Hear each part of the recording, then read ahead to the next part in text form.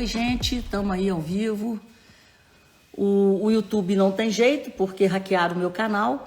Então, eu queria pedir para vocês para acessarem, se inscreverem no canal @Rita Mundim Economista. Por favor, me ajudem, porque enquanto o Google não restaura minha conta, eu não consigo fazer live, porque eu ainda não tenho nesse canal novo.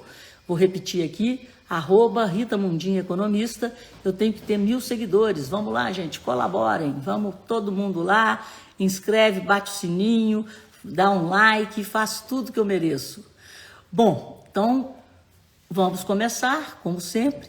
Vamos começar com vinho. Não, vamos primeiro cumprimentar as pessoas, para dar tempo das pessoas entrarem.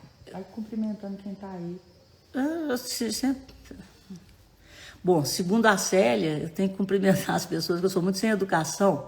Oi, Marcelo, boa noite, eu sempre cumprimento. Kennedy, Germano, Wilson Andrade, boa noite. Antônio Augusto Carmo, boa noite. Boa noite, gente. Vamos ver nessa sexta de carnaval, né? Se nós vamos ter audiência. Bruna, Robson, Marcelo de novo, boa noite. Pedrinho, boa noite. Wagner Francisco, oh meu Deus, que coisa boa que seríamos de nós sem a Rita na Itatiaia. Conta isso lá para Itatiaia.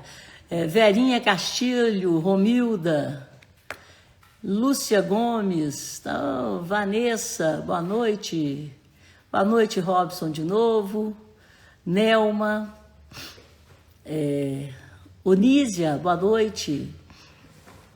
Boa noite, meu povo do Sextou, gostei dessa. Boa noite, meu povo do Sextou. Gostei, viu, Vanessa? Vou terminar assim. Boa noite, meu povo do Sextou. Até sexta que vem. Daniele, Rodriguinho, você já está no Brasil, querido? Um beijo no seu coração, capixaba.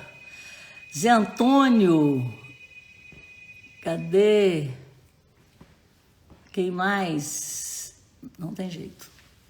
Não era mais adequada. Robson, de novo, eu te represento, espero continuar representando vocês, gente, não tá fácil não. Bom, agora eu já dei muito boa noite. Ei, Everton, boa noite, Everton.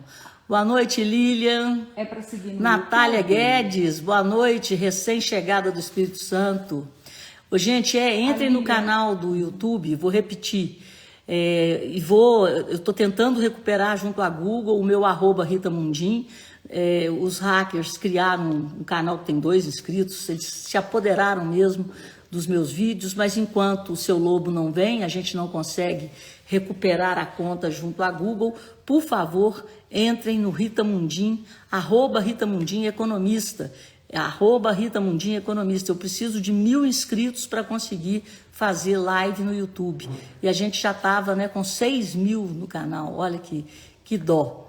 Henrique, mas tudo tem seu tempo, a gente vai recuperar, vai dar tudo certo.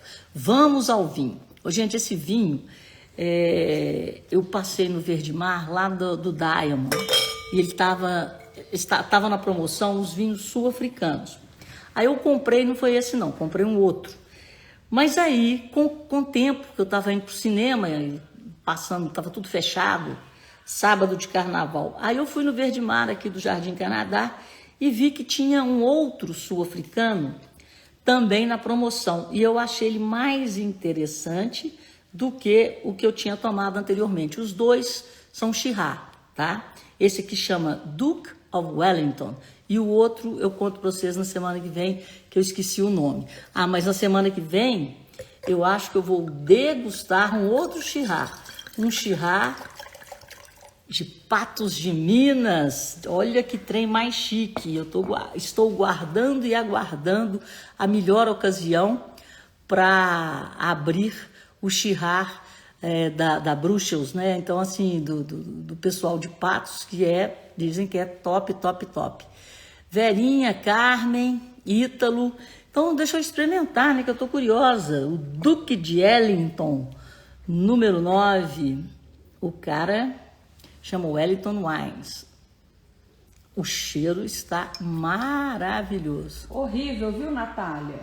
Natália? Gente, obrigado, Nath. Olha que quadro que eu ganhei. o Lauro Diniz, que foi diretor da Rede Globo Minas, é meu mentor, foi ele que me descobriu para a mídia, né, através do Canal 23, quando ele e o Alberico Souza Cruz fundaram o Canal 23, ali na Avenida Olegário Maciel, onde antigamente era um boliche, e o Canal 23 era um espetáculo, né? Eu tive a oportunidade de conviver com o Roberto Drummond, o Reinaldo, então tinha o Arruda Connections, né? E eu fiz lá o meu primeiro programa, e foi aí que eu apareci como comentarista econômica. Então, um brinde ao Lauro, um brinde ao Galo e ao América, né? Já que a gente não ganha, o América faz a nossa parte até o time entrar nos eixos, né? Ontem 2-0 foi uma maravilha.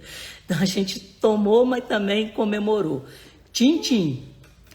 O nome eu vou colocar, Célia, coloca aí, @Rita Mundim Economista. Eu queria confirmar, não sei se o Chico Maia já entrou. Pedi a ele. É arroba. Pedi a ele o link. Não. Tá, ok. Então, Tintim. Um brinde ao Lauro, ao Galo, ao América e ao Duque de Wellington. Muito bom o vinho. Aconselho, está na promoção no Verde Mar, vocês procurem por vinhos sul-africanos. É um Shiraz, muito bom, que é tradicionalmente, né, a melhor uva, os melhores vinhos da África do Sul são os Shiraz. Reuben, boa noite. Oi, Rita. Reuben, eu não estou acreditando, é o Reuben do Condados da Lagoa. Um brinde ao Reuben e à Carmen, que legal, saudade também. Vamos ver se a gente encontra por aí. Vamos lá. Bom, gente, vamos começar a semana na quarta, mas na verdade a semana não começou na quarta. Olha, essa é a Carmen mesmo, viu? Um grande abraço, grande abraço. E a semana de Rio Piracicaba, Lilian Baldoni de Laranjal, Minas Gerais. Laranjal, Minas Gerais, estão indo longe. E Rio Piracicaba, Ítalo de Rio Piracicaba, um grande abraço. Por falar nisso, na semana que vem eu estarei, a convite do Cicobi Credivale, eu estarei em Itabira. Então, quem foi de Itabira, te encontro lá, tá bom? A convite do Cicobi Credivale, às 19h30, no dia 22, estarei em Itabira. Mas eu coloco aqui no meu Instagram, nas redes, antes, né? Nessa semana que vem. Então, vamos lá. A semana que começou na quarta, no Brasil, começou na segunda, no mundo inteiro. E o que nós tivemos de mais importante veio na terça-feira. O que aconteceu? Nos Estados Unidos foi divulgada a inflação de janeiro, o CPI, Consumer Price Index. Deixa eu gastar meu inglês aqui hoje. E o CPI americano, Rita Mundim, economista. É isso mesmo, Germano? Faltou o economista. Você está cortando, você está virando americano, você está engolindo as sílabas. Guilherme Pena. Guilherme, se for quem eu estou pensando, um beijo no seu coração. E se não for quem eu estou pensando, um beijo também. Guilherme Bouze, meu amigo, mas eu estou muito chique hoje, meu Deus. Não sei se está em São Paulo ou se está em Nova York, mas de qualquer forma, me sinto honrada com a sua presença aqui. Um beijo, precisamos de encontrar. Vamos ver se o Giovanni faz uma festa daquelas para a gente encontrar todo mundo. Meu primo, Toninho, Toninho, esse coitado está sofrendo até hoje, cruzeirense doente, mas graças a Deus ele deu para o meu pai, nos 100 anos, a camisa do Galo mais bonita que eu acho que meu pai já ganhou, e foi o que eu pedi para ficar para mim. 100 anos e tilili, a camisa dourada do Galo, mas é isso. Prazer em vê-lo aqui, meu primo Gustavo, e o pessoal tá chegando, mas vamos falar da semana. A semana começou na quarta, né, para o Brasil, e na terça-feira ela deu uma chicotada nos investidores pelo mundo afora. Por quê? Com a inflação americana acima do previsto, esperava-se que ela fosse ficar em 2,9% anualizada, e ela ficou em 3,1%, e veio em 0,3, esperava-se 0,1 de janeiro para dezembro. Então houve um corre-corre danado em cima das apostas de quando o juro americano vai começar a cair. E aí, aquela certeza que antes, né, antes do payroll, era março, aí veio o payroll com 253 mil novos empregos, aí todo mundo já saiu de março e passou para maio. Com o CPI já tem gente apostando em junho. E para piorar, né, para nós, é porque os Estados Unidos fazem a referência do preço do dinheiro no mundo. Se você tem uma taxa de juros muito alta nos Estados Unidos e eles têm os títulos de menor risco do planeta, então eles sugam o dinheiro do mundo para aplicação nos títulos de renda fixa do Tesouro Americano. Então você tem que manter, ainda mais emergente, você tem que manter uma taxa alta, atrativa, para que o dinheiro não saia do seu país para ir para os Estados Unidos e que parte do dinheiro do mundo continue entrando no seu país. E se você não fizer isso, você corre o risco de uma fuga de dólares, e fuga de dólares, o dólar aumenta em relação à moeda local, eu estou falando isso em geral em relação a países emergentes, e quando você tem uma alta do dólar em relação à moeda local, você tem inflação na veia em preço de commodities. E hoje o mundo, né, o mundo consome café, o mundo consome soja, e aí o dólar sobe, as commodities sobem, e aí sobe tudo, sobe petróleo, soja, milho e vai.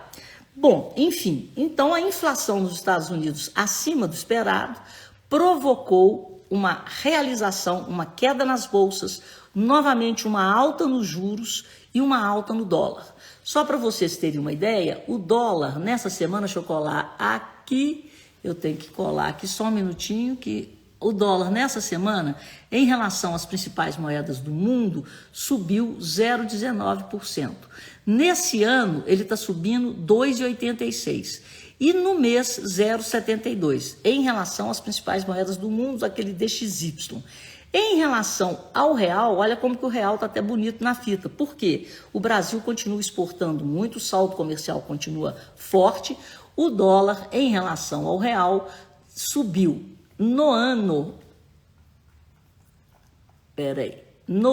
nesse ano, 2,34%. Nesse mês, 0,6%. E na semana, 0,12%. Então, não foi um movimento isolado, foi um movimento global em razão da expectativa em relação ao comportamento da taxa de juros nos Estados Unidos.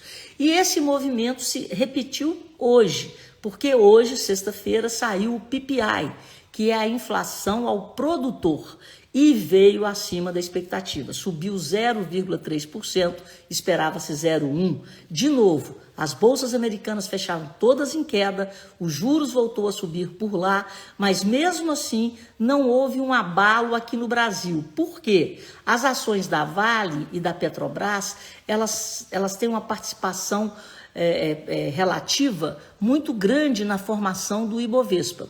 O Ibovespa ele é formado por 89 ações de 86 empresas. E a Bolsa B3, ela refaz essa participação relativa dessas ações no índice a cada 4 meses. Bom, e o que acontece? Infelizmente, a nossa Bolsa é uma porchete. Então, a Bolsa brasileira é uma porchete, porque o volume é muito pequeno. Na maioria das bolsas do mundo, nas bolsas de países desenvolvidos, os índices são formados pelas ações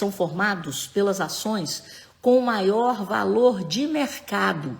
Então, as ações de maior valor de mercado compõem o Nasdaq 100. Então, as 100 maiores empresas de tecnologia por valor de mercado fazem parte do Nasdaq 100. A mesma coisa na Bolsa de Paris, a mesma coisa na Bolsa de Londres, na Bolsa da Alemanha. Só que aqui no Brasil, o nosso volume é tão tacanho, a nossa Bolsa é tão pequena, que se você fosse fazer um índice por valor de mercado e colocasse aí 100 empresas, você não ia nem conseguir fazer o índice. Então, o que a Bolsa resolveu fazer? Ela adotou um critério de liquidez. Então, as empresas que compõem o índice Bovespa, elas não são classificadas por valor de mercado, mas por volume de negócios. Então, aquelas empresas que mais negociam são as que têm a participação relativa maior na formação do índice Bovespa. Então, o critério básico para a formação do Ibovespa não é valor de mercado, é liquidez. Então, as empresas têm que estar presentes, se não me engano, em no mínimo de 85% dos pregões. Pensa bem, não é nem 100%. Então, para fazer parte do índice, você tem que ter essa participação em 85% dos pregões. E aí, de acordo com o volume que você negocia, você é ranqueado e você tem lá a sua participação relativa no índice. Bom, falando de índice, né, e explicando o porquê muitas vezes a bolsa quase que cai por inteiro, e se Vale sobe, Petro sobe, banco sobe, a bolsa sobe, porque os bancos, a Petrobras, que é a ONPM, e a Vale, elas representam cerca de 70% do índice Bovespa, da composição dos 100%, que são 86 empresas e 89 ações. Então, poucas ações representam muito em proporção na formação do índice. Então, a Vale hoje disparou, subiu 3,31%, a Petrobras não ficou atrás, a ON subiu 1,82% e a PN subiu praticamente 1%, e essa conjunção de Petro e Vale é que fez com que o nosso índice não acompanhasse a queda das bolsas americanas. Os 3 índices lá fecharam em queda. E aqui a bolsa subiu 0,72%. Destaque também para as ações de incorporadoras, construtoras, porque existe aí uma expectativa do governo Lula lançar um projeto para o uso do Fundo de Garantia por Tempo de Serviço na construção da casa própria. E aí as incorporadoras foram embora, subiram, assim como as empresas de educação de ensino privado, porque o governo vai lançar o FIES Social, que é um crédito educativo para pagamento das empresas privadas de ensino. Então, as ações da Cogna, da Edux, assim como as ações da MRV, da Direcional, as ações de incorporadoras tiveram altas fortes no pregão de hoje. Mas o carro-chefe mesmo, ou os carros-chefes que puxaram a bolsa, foram as ações da Petrobras e da Vale. Bom, dito isso, e já explicando, né, por que nós começamos com cara de quarta-feira de cinza, na quarta-feira de cinza, porque houve uma queda na terça-feira do principal ETF que reúne as ações brasileiras de 2,89%. Então, na quarta-feira, na abertura, as ações corrigiram as quedas da terça-feira nos Estados Unidos. E depois, daí em diante, as coisas foram se ajeitando. E a Petrobras, puxando, né, a bolsa, ela caiu na quarta, mas na quinta e na sexta ela recuperou bastante, em função dos boatos e fatos. Há sim negociações, estão havendo negociações para que a Petrobras venda a participação que ela tem na Braskem. E aí começa esse tititi. E o conflito no Oriente Médio tem se intensificado e o preço do barril de petróleo tem subido. Então a Petrobras tem encontrado motivos para que os investidores comprem as ações. Então, explicamos aí as construtoras, as empresas de ensino, né? E também Petrobras. E a Vale, ano novo chinês, semana que vem a China volta, mas o preço do minério subiu muito no mercado internacional. Hoje a Vale foi atrás e as ações estão muito deprimidas, né? As ações da Vale estão caindo cerca de 20% em um ano. E do outro lado, as ações da Petrobras estão subindo 100% em um ano, né? Não nesse ano, é em um ano. Mas enfim, dito tudo isso, acabamos a semana. E a gente vai entrar, já colocamos aí nas redes um quadro, né? Se você tem alguma pergunta, se você quer saber de alguma coisa, fale comigo, pergunte para mim, que eu te respondo. Não vou responder todas aqui, né? Mas na medida do possível responderei. Então vou responder algumas hoje e as que eu não responder aqui eu vou gravar, vou responder e ao longo da semana as respostas serão postadas, tá bom? Então vamos lá, fala, Célia, conta pra mim. Fala, Célia. Fala, Boa noite. Boa noite, bom sextou para nós. Como é que tá seu lombo? Quem descobriu o Brasil? Meu lombo. Seu lombo de cruzeirense hoje é um lombo assim. Não, eu não sei, porque eu ainda tô comendo a pipoca do 2-0, aí... 2-0 pro América, então vamos lá. JMS, ele pergunta o seguinte, o nome dele nas redes sociais é JMS 140181. Ele pergunta o seguinte, você crê que educar o cidadão para investir na geração de riqueza, ações, seria uma saída? Sim. O modelo da prosperidade é um modelo do crescimento econômico, mas não basta só crescimento. A gente tem que falar de desenvolvimento econômico. O desenvolvimento econômico, ele é complementado, né? O crescimento se complementa com aquilo que a gente chama de sustentabilidade, porque os negócios, para crescerem, para serem perenes, eles têm que ter sustentabilidade, que é respeito ao social, respeito ao meio ambiente e eu chamo de ética, aquilo que é governança, que engloba uma série de quesitos, como transparência, como relacionamento com todos aqueles que se relacionam com o seu negócio, com a sua empresa. Então, a prosperidade, ela nasce no trabalho. Então, a gente tem que ser produtivo. Você só prospera quando você trabalha. Então, você criar um país de dependentes do Estado é você matar o país, porque os dependentes do Estado, na verdade, são dependentes de quem produz. E quem produz vai ficando cada vez mais sobrecarregado por um Estado que quer cobrar cada vez mais impostos para praticar uma política populista, distribuindo benesses. Então você tem que dar a cidadania, né? O que é a infraestrutura cidadã? O meu conceito de infraestrutura cidadã é um Estado que provê com muita qualidade educação, saúde e segurança. O resto, produzir bens e serviços, isso é função da iniciativa privada.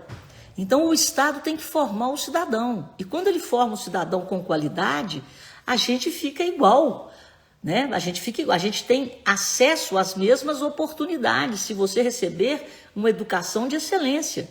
Eu estudei em escola pública toda a minha vida. Então, o ensino público no Brasil, ele acabou de uns tempos para cá. Eu fiz grupo escolar, eu fiz colégio estadual, colégio técnico da Universidade Federal e escola de economia na Universidade Federal.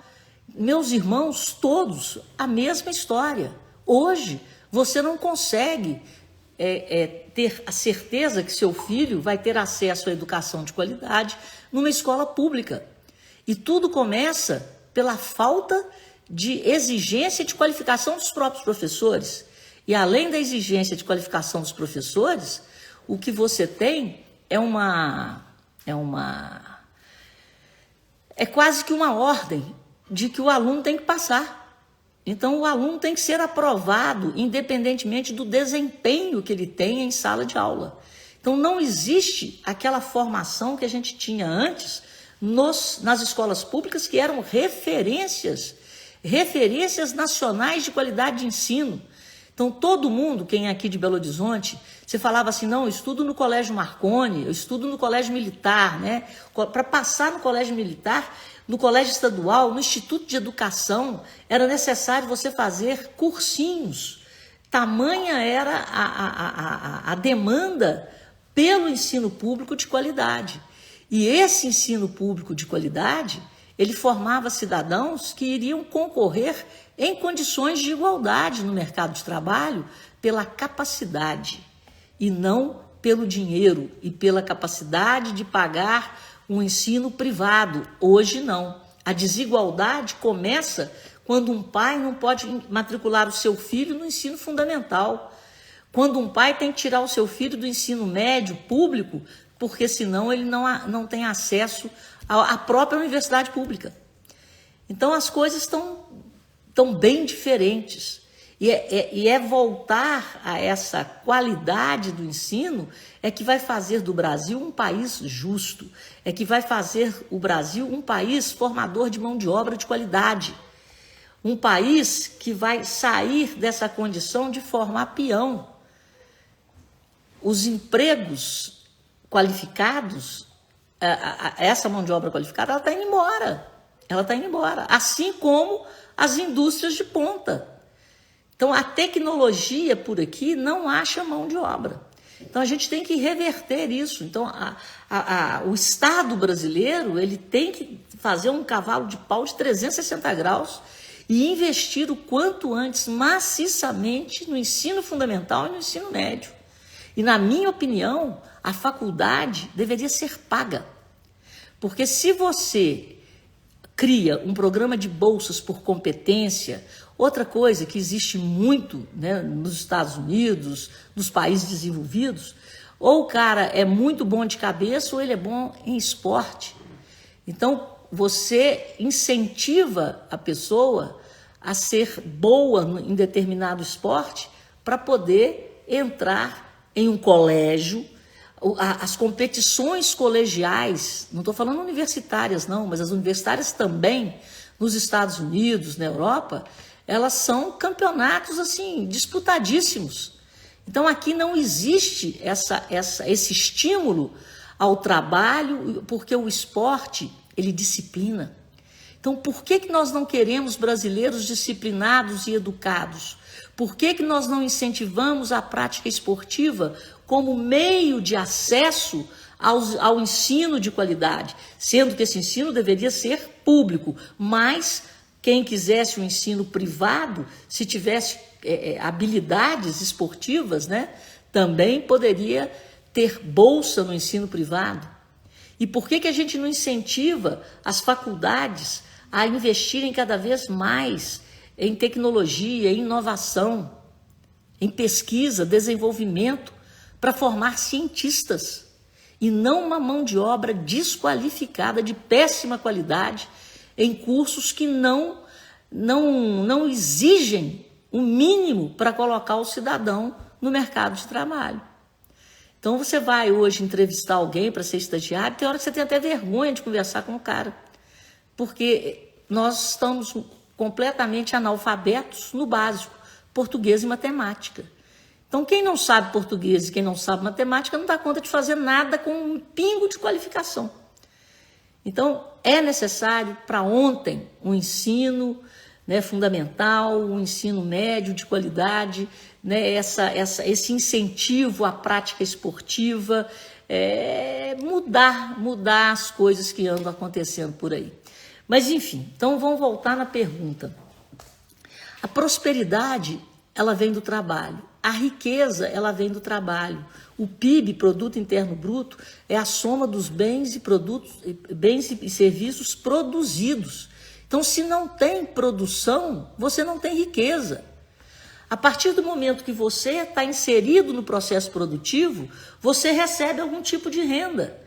Ou você recebe salário, se você vende sua força de trabalho, ou você recebe aluguel, se você, né, aluga um meio de produção, se aluga uma sala, se aluga um galpão, né, você pode receber aluguel, ou você recebe lucro, que é a sua parte enquanto empresário. Se a sua empresa dá certo, ela te remunera através de lucros e dividendos, ou você recebe juros, se você empresta dinheiro. Então, são as 4 formas que você tem renda. A partir do momento que você tem renda, você está apto a ir ao mercado e consumir bens e serviços, ou você pode poupar, você pode investir. Então, é assim que a economia funciona. Então, se você cria um país dependente do Estado, o que o Estado produz, gente? Ao criar essa rede de proteção, além da necessidade daqueles que devem ser protegidos, na verdade você está usando um dinheiro que deveria ser investido em educação, saúde e segurança para tornar o país mais justo para o cidadão, então você está distribuindo esmola. E distribuir esmola não é investimento. Você não está fazendo nada para melhorar a estrada, para melhorar o SUS, para melhorar a escola pública. Não, você está distribuindo um dinheiro que foi arrecadado com o suor de quem estava produzindo. Porque em todos os níveis, municipal, estadual e União, o que sustenta o Estado são impostos e contribuições gerados na produção, na circulação das mercadorias, ou na prestação de serviços, ou na produção industrial. Então, é isso que tem que, essa ficha que tem que cair na cabeça do brasileiro. O Brasil, o Estado, a União, não tem um pé de dinheiro. E a gestão do dinheiro que chega, tanto na União quanto no governo estadual ou no municipal, ela tem que ser a melhor possível para que aquele dinheiro possa atender o maior número de cidadãos possíveis. E como que você consegue atender, né, a sociedade em geral?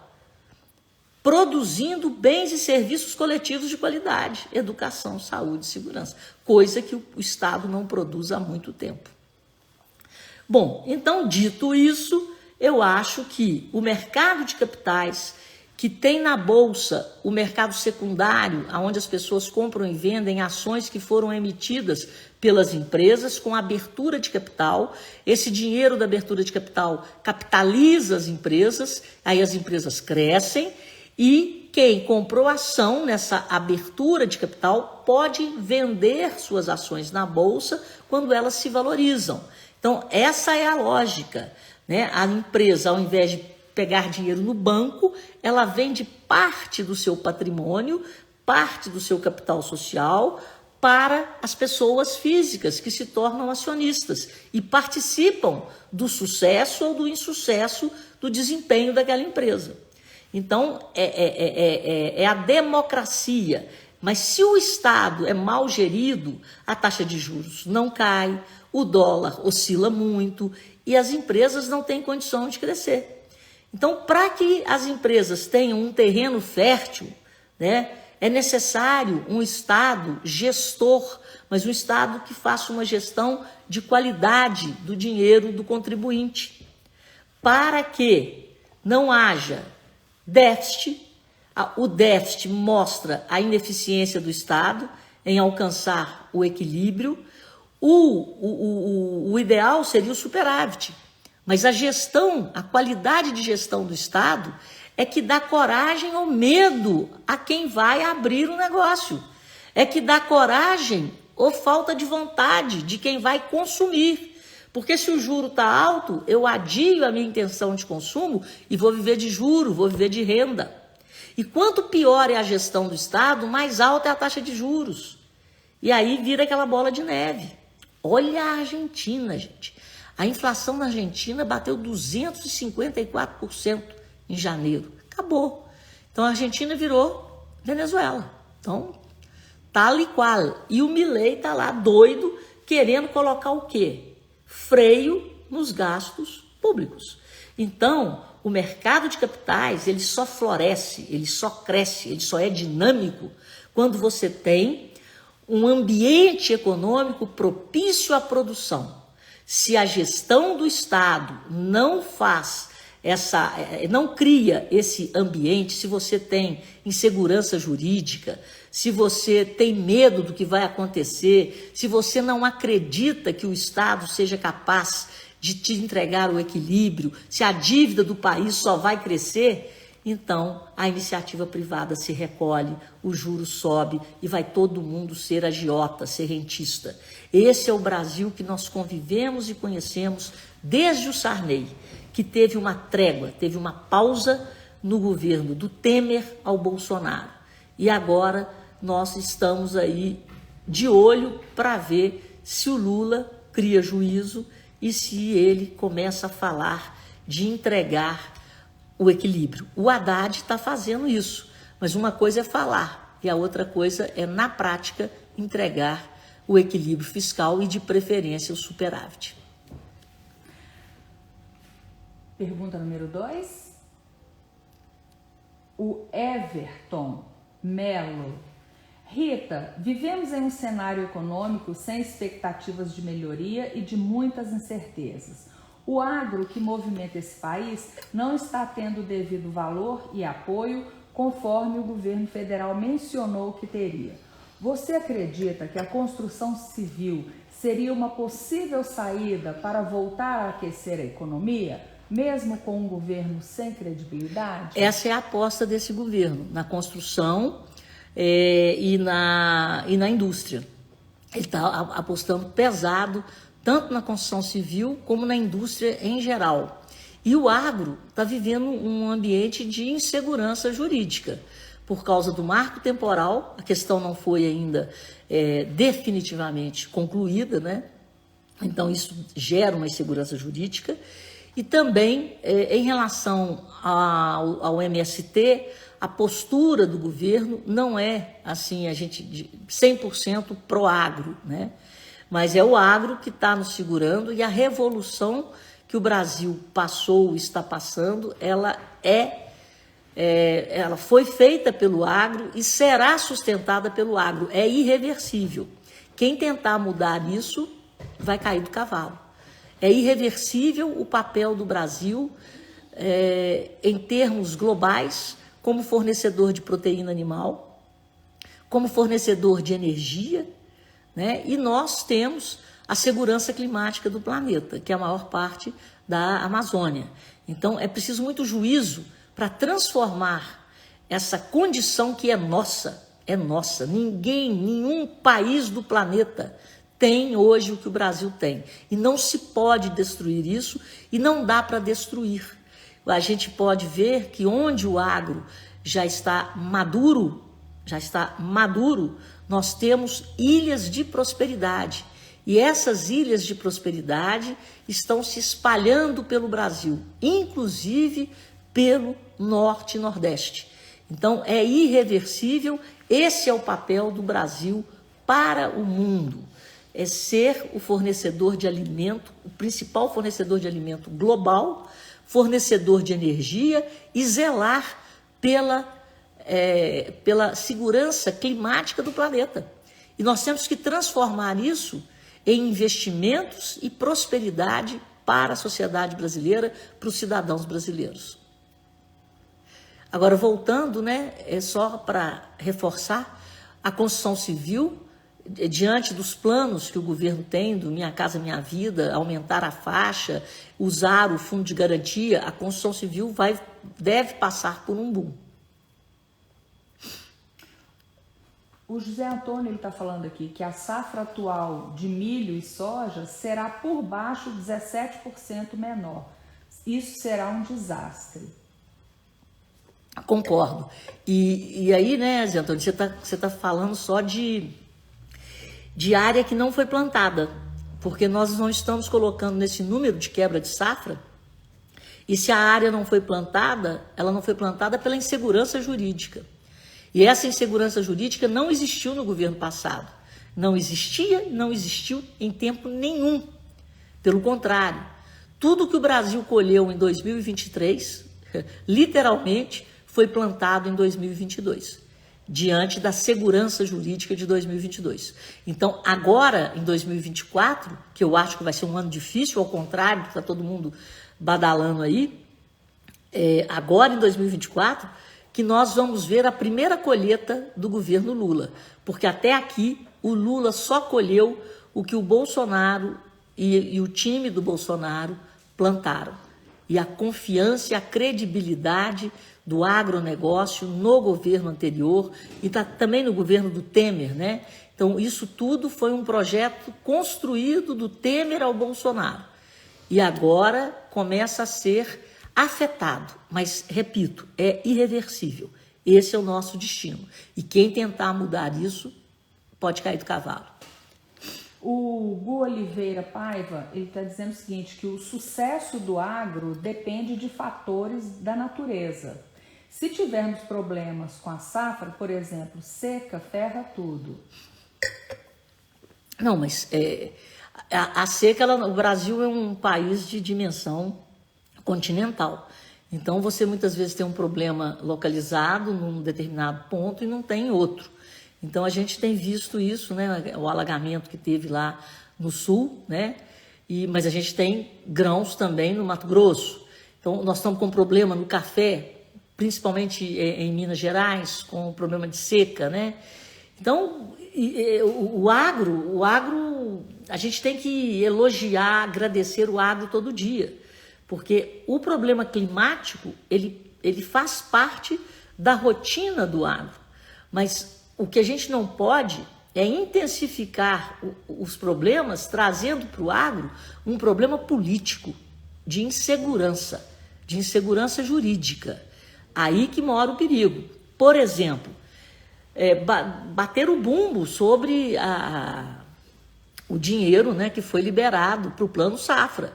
Eu conversei com vários fazendeiros que não viram a cor do dinheiro e que reduziram a área de plantio porque não tiveram acesso ao dinheiro do Plano Safra. Então, a gente não pode politizar a produção do agro brasileiro. A Lília Baldoni, ela diz o seguinte, que esse é apenas um dos riscos do agro. E o Everton Mello, ele concorda com o Gu, porém, além dos fatores da natureza, o agro depende sim de crédito subsidiado e com boas taxas para impulsionar ainda mais. É isso aí. E a Lília Baldoni conclui que falta de incentivo do governo é irreversível para o agro. É isso mesmo. Então a gente não pode ter esse retrocesso nas políticas agrícolas que tem tido sucesso até aqui. Então a gente não pode transformar o agro ou levar para o agro um problema político que não existia. Já chegam os problemas climáticos, né? Então a gente tem que dar todas as condições de segurança para que o agro plante, colha, exporte e não deixe faltar alimento na mesa do brasileiro. Dá mais uma perguntinha que foi feita lá no Instagram. Peraí, o que o Zé Antônio está falando? 400 milhões de cano? Meu Deus. 400 mil de cano. Não, volta aí, o que ele falou? O maior problema que está tendo no café foi a corretora de Varginha, que está dando um calote de quase 400 milhões em produtores de Caratinga e região. Nossa Senhora, eu não estou sabendo desse babado, não. Pois é, mas isso aí é um problema do sistema, né? Aí é um problema da segurança do mercado financeiro ligado ao café. Mas, enfim, eu vou até me aprofundar. Não estava sabendo desse, ainda mais em Varginha. Ai. Varginha, né?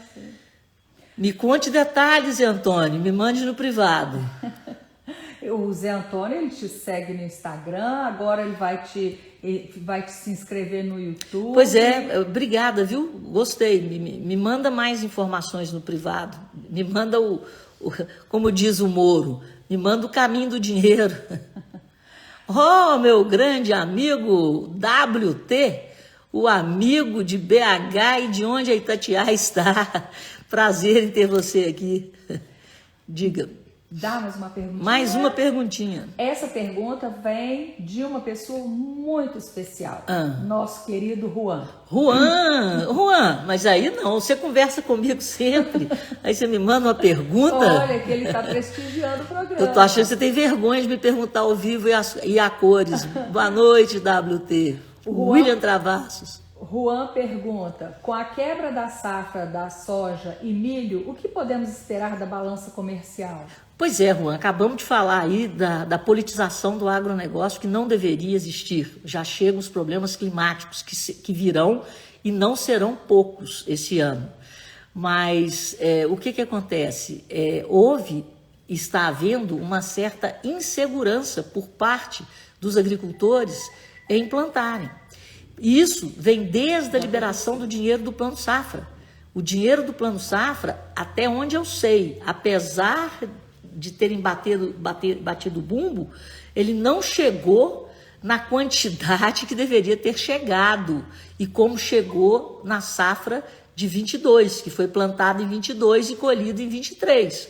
Então, o dinheiro de 23 vai ditar o tamanho da safra de 24. E além de não ter chegado, isso eu tenho informações de fazendeiros, amigos, e dizem que Minas Gerais, de certa forma, foi o estado escolhido para diminuir mesmo os recursos do Plano Safra. O pessoal foi, fez a reserva do dinheiro, entregou a documentação toda e o gerente, sinto muito, não tem, acabou. Tem, mas acabou, né? Quer dizer, tem o dinheiro do Plano Safra, mas aqui acabou. Mas, enfim, então a gente pode ter, eu tenho acompanhado e aconselho para quem gosta do agro, acompanhar os relatórios da Stonex, que é a maior corretora de commodities do mundo. E é a maior aqui no Brasil, tem escritórios espalhados no Brasil inteiro, e eles colocam consultores direto nas regiões produtoras.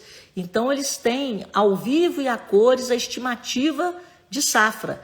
E a Stonex vem reduzindo a cada relatório a projeção de safra de milho e de soja no Brasil. E o café já está sofrendo com problemas climáticos, principalmente aqui em Minas Gerais. Então, vamos ver. É aquilo que eu falei. 2023 foi um ano maravilhoso, porque tudo que o Lula colheu em 23 foi plantado no governo Bolsonaro, literalmente em 22, e a outra coisa que o Lula colheu para ele ter esse primeiro ano tranquilo, blá, blá, blá, para viajar com a Janja.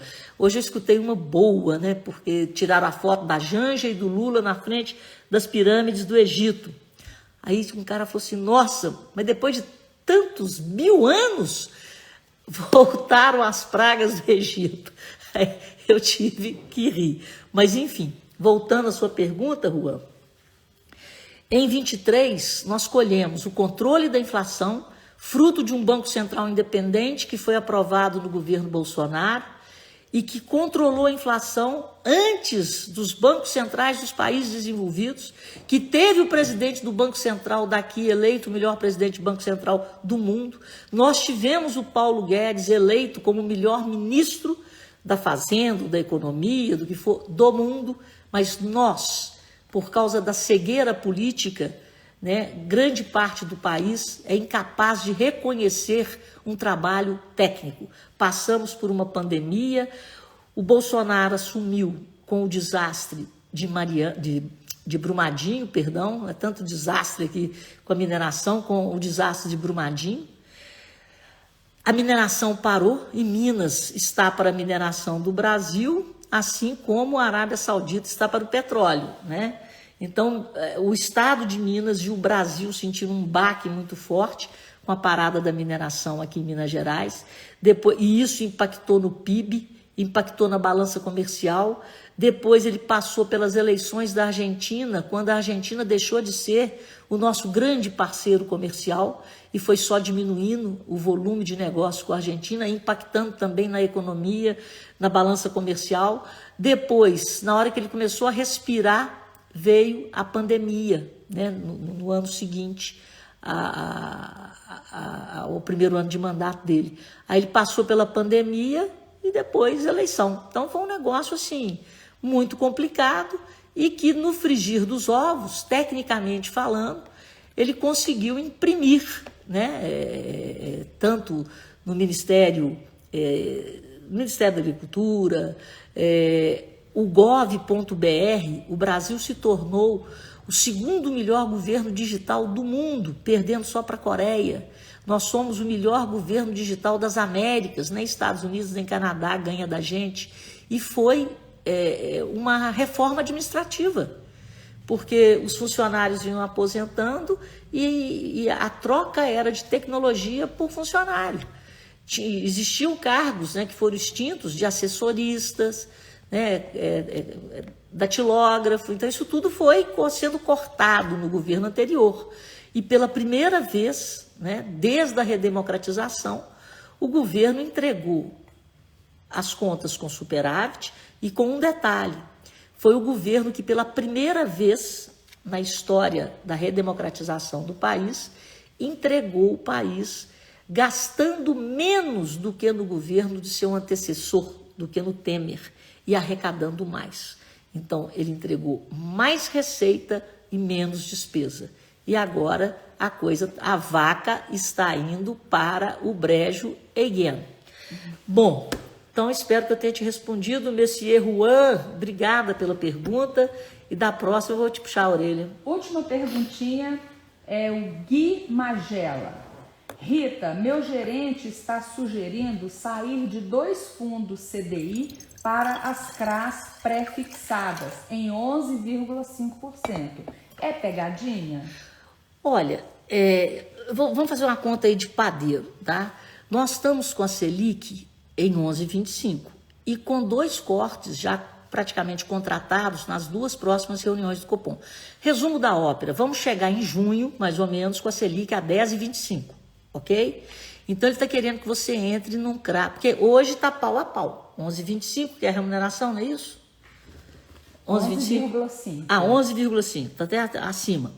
Mas o CRA, ele tem uma vantagem que é a isenção do imposto, mas ele não tem a segurança de um CDI, de uma aplicação que tenha fundo garantidor. Então, quando você compra qualquer produto financeiro que tem fundo garantidor, você tem uma garantia de até R$250 mil por CPF, por instituição financeira. Esse CRA não tem isso. E nós estamos passando por um momento muito delicado para as empresas, apesar de estar esse as empresas estão passando por momentos difíceis, porque o juro está muito alto e mantido alto por muito tempo. Então, o ano de 2024, o próprio FMI, não sou eu que estou falando, vai ser o ano do calote. Então, a gente está vendo problema com... Estou dando um exemplo global e vou chegar no Brasil. Nós estamos vendo problema com a 2ª maior incorporadora da China. Nós estamos vendo problema com um banco japonês que teve que fazer um provisionamento de 8 bilhões de ienes para tapar buraco de cano que ele vai tomar de americanos que pegaram dinheiro nesse banco para investir no mercado imobiliário corporativo. O mundo mudou. Aí o home office cresceu e esses prédios que foram construídos nos Estados Unidos estão vazios. Então, nós temos problema com bancos, de novo, com médios bancos americanos por causa do mercado imobiliário. E, gente, eu morro de medo, porque o mercado imobiliário ele tem que ser financiado. Então, quando você tem uma crise no setor imobiliário, ela contamina o setor financeiro. A gente não sabe a intensidade e a gente não sabe o tamanho do contágio, tá? Mas está pegando na China, está pegando nos Estados Unidos, né? E por que eu estou falando tudo isso? Porque os juros não devem cair tão cedo. E se os juros não devem cair tão cedo, o custo de capital das empresas está elevado e as empresas estão sofrendo. Se vocês olharem, não sou eu que estou falando, dá o Google aí. O Brasil, em 2023, apresentou o maior número de recuperação judicial da história. Então, as empresas não estão dando conta de pagar e não estão tendo como tomar novos recursos. Então, elas pedem recuperação judicial. E a gente viu no varejo brasileiro. O varejo deu aquela explosão, porque a taxa de juros estava em 2% lá na pandemia. Então, a taxa estava lá embaixo, todo mundo saiu trocando tudo. A gente ficou em casa, vamos comprar televisão, vamos comprar comida de cachorro, vamos comprar sofá. O varejo explodiu. E o varejo achou que isso iria continuar. E muitas varejistas tomaram muito dinheiro no mercado naquela época, a taxa lá embaixo. E agora o varejo está sofrendo, as empresas têm que pagar aquilo que elas tomaram, elas não estão tendo dinheiro para pagar porque não venderam o que esperavam, investiram e não tiveram o retorno do investimento que esperavam, e não tem condição de tomar dinheiro nesse nível. Então o negócio, aí pede recuperação judicial.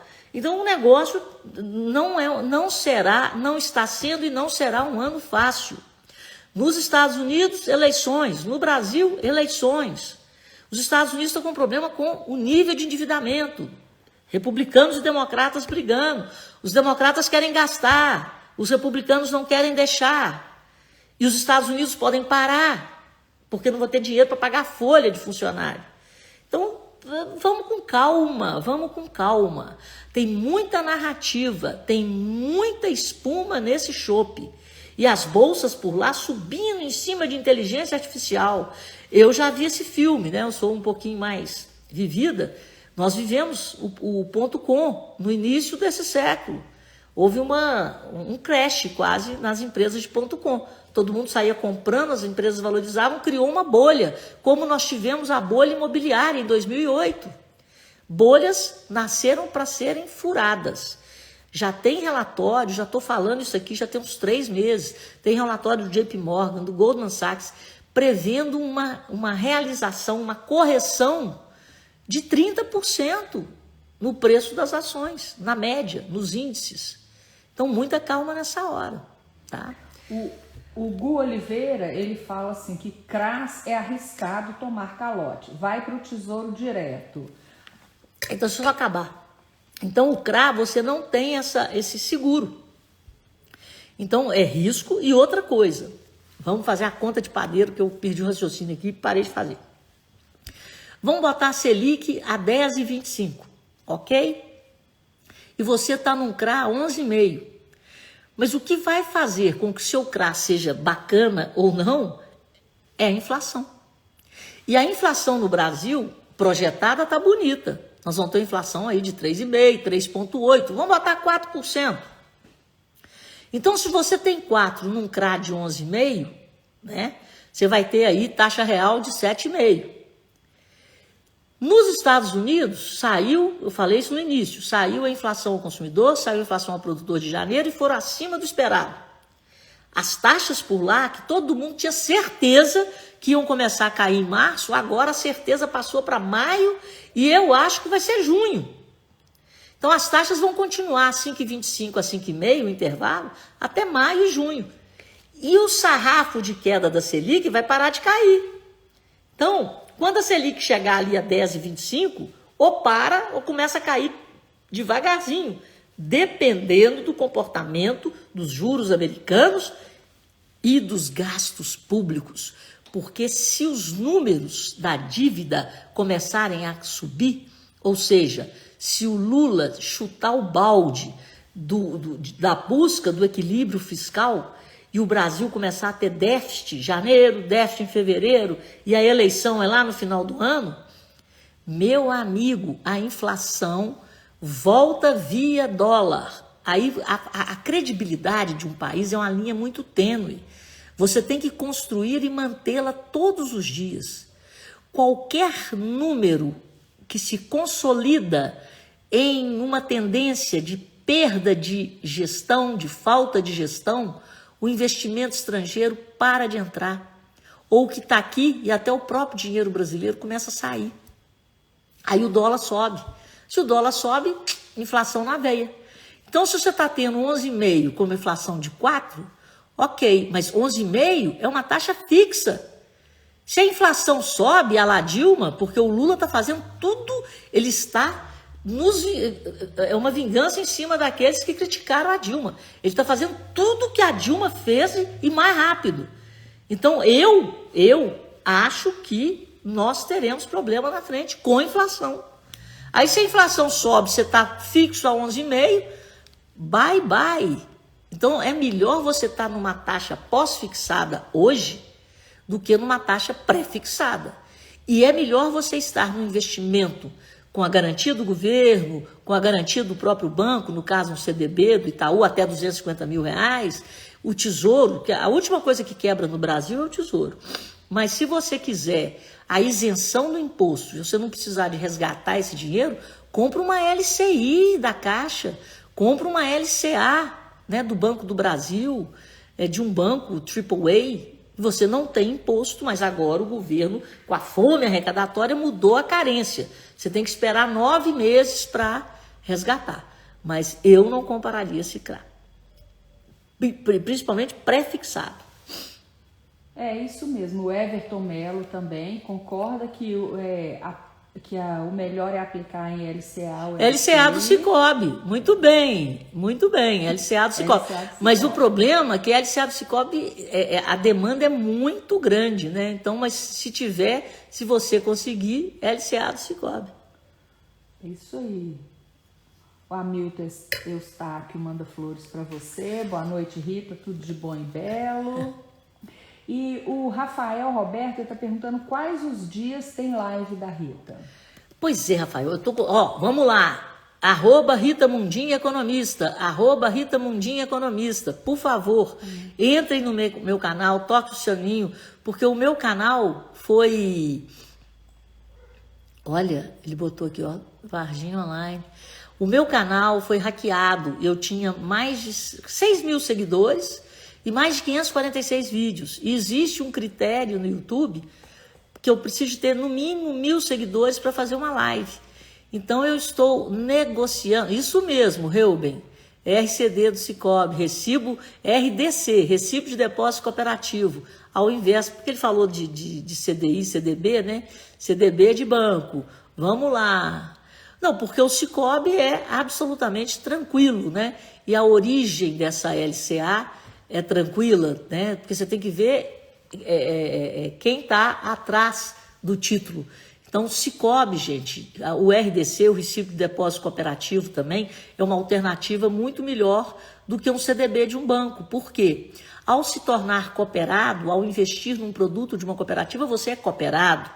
E tudo que a cooperativa ganha, ao final do exercício, é feita uma assembleia e você participa, você é dono da cooperativa. Então, você recebe parte do lucro da cooperativa. E, com isso, a sua taxa de aplicação é muito maior, depois que você faz a conta do ganho que você teve do lucro da cooperativa, junto com o ganho que você teve no título cooperativo, que pode ser uma LCA, pode ser uma LCI e pode ser um recibo de depósito cooperativo.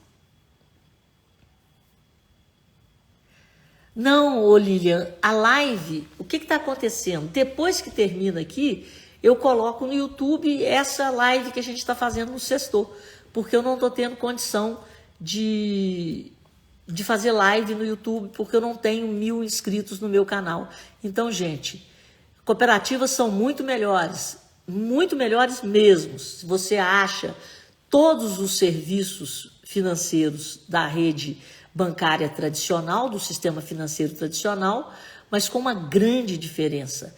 A cooperativa é sua e, por ser sua, você participa através das assembleias, você tem um quadro. Eu não conheço nenhuma empresa que invista mais em formação dos seus dirigentes e dos seus colaboradores do que o sistema cooperativo. Isso vale para cooperativas financeiras, cooperativas de crédito, né?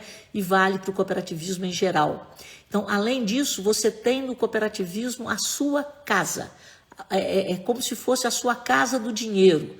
Ao contrário dos bancos, na cooperativa você vai sempre falar com o consultor, você terá sempre a cooperativa aí da sua localidade, da sua cidade, de portas abertas para você tomar um café, para você ter esse afeto, essa empatia que acabou nos bancos. Quer dizer, não é um modelo que tem o melhor, e foi eleito, o melhor app financeiro do Brasil, é o app do Sicoob, e além disso, a casa é sua. Então, seja pelo digital, seja pelo físico, você vai ter a melhor taxa se você quiser aplicar e a menor taxa se você quiser tomar dinheiro. E ao final de um ciclo, ao final de um ano, né, você tem a participação nos lucros através do direcionamento, né, desses lucros das assembleias. Isso sem falar o lado social da cooperativa, que está sempre realizando algo em prol da comunidade onde ela está inserida. O cooperativismo está dando show aí com um projeto, mega projeto de usinas, né, de usinas fotovoltaicas, né, com as fazendas, e essas fazendas fotovoltaicas, o excedente, ele é destinado a instituições como Santa Casas, como Lar de Idosos. Então é um negócio muito bonito. Eu tenho muito orgulho, eu digo hoje que eu sou uma economista cooperativista, porque eu acredito no modelo cooperativo como... o modelo cooperativo hoje é o modelo mais aderente ao século XXI. É economia compartilhada, economia solidária, com responsabilidade social, com responsabilidade ambiental e com muita ética. Então, fica aqui a minha declaração de amor ao cooperativismo. Justiça financeira, isso mesmo. E, como bem disse aqui o Pedro, né, a retenção da riqueza nas comunidades. Porque quando o cooperado pega seu pedaço do lucro, pega sua sobra nas assembleias, depois de um exercício, né, o que acontece? Ele vai investir, ele vai consumir. Tudo que ele fizer, geralmente ele faz na comunidade aonde ele está. Então, o cooperativismo é o modelo da prosperidade, do ganha-ganha. Ganha o cooperado ganhando, ele fortalece a cooperativa forte dá mais condições de serviços para o cooperado, de crédito para o cooperado, ganha a comunidade cada vez mais forte e mais saudável financeiramente, faz com que a cooperativa seja ainda mais forte, e é isso aí, é um círculo virtuoso de prosperidade. O Pedro Laine, ele diz que, além da justiça financeira, ainda fomenta e apoia o comércio local. Isso, é isso mesmo, gente. Então, terminando aí com essa declaração de amor, desejo a todos. Rita, atualiza o link no Linktree do YouTube. Tá, pode deixar, tá bom? Um beijo no coração de vocês. Antes, porém, manda um abraço pro Rafael da Pizzarella. Gente, eu tô me sentindo o máximo. Sábado de carnaval, fui pro cinema. Fui no cinema no Diamond. Aí acabou o filme, eu falei, bom, agora eu quero comer uma pizza. E a melhor pizzaria mais tradicional de Belo Horizonte é Pizzarella. Como eu moro em Nova Lima, minha boca até encheu d'água. Eu falei, nossa senhora, vamos comer uma marguerita no Pizzarella. E chegamos lá, pedi a marguerita e eu tinha esquecido que o Rafael, do Pizzarella, tinha me prometido, né, pagar o jantar. Eu sinceramente, aí comi, a pizza estava uma maravilha. Na hora que eu pedi a conta, veio a surpresa. Não, você não vai pagar nada, não. Cortesia do Rafael. Então, um grande abraço para o Rafael. Fiquei muito feliz, né, muito acolhida com tanto carinho. E a pizza estava maravilhosa. E viva o Pizzarella, né, que desde o século passado nos faz feliz. E desde 1976, né? Desde 1976 está ali, né? Com aquela pizza, as massas, tudo de bom. Mas é isso, referência em BH. Um beijo, Rafael, obrigada, viu? Fiquei muito feliz. Um beijo para todo mundo e um ótimo final de semana. Beijo, pessoal. Tchau, gente.